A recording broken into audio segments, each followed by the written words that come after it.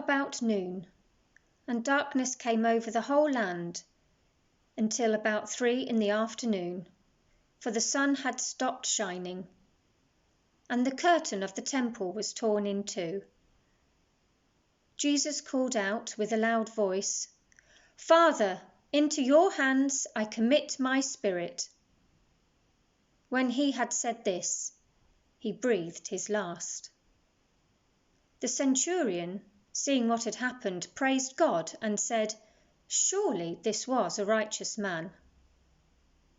When all the people who had gathered to witness this sight saw what took place, they beat their breasts and went away. But all those who knew him, including the women who had followed him from Galilee, stood at a distance, watching these things.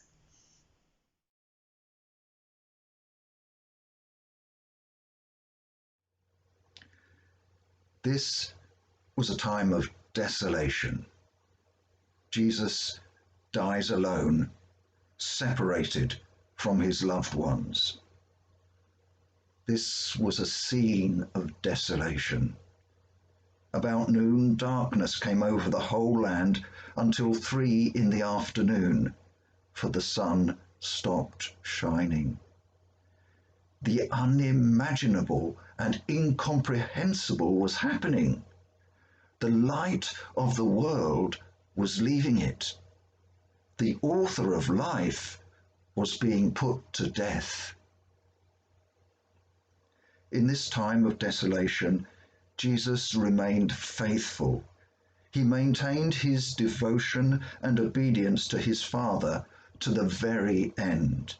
He said, "Father, into your hands I commit my spirit." He was truly the righteous servant of the Lord. In this time of desolation, Jesus remained faithful to those God had given him. He had loved his own during his ministry on earth, and he maintained his love for them to the very end. This was a time of desolation for the group of women who had followed Jesus from Galilee and were now standing in the distance looking up at him on the cross. The unthinkable and incomprehensible was happening. Their Lord, the Messiah, was dead, and their hope had died with him. In this time of desolation, they remained faithful. They had loved and served Jesus during his ministry on earth, and they maintained this love and commitment to the very end.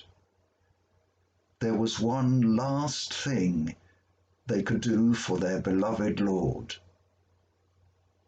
Let us just be silent for a while as we stand, as it were, with the group of those who knew and loved Jesus, looking up at him on the cross.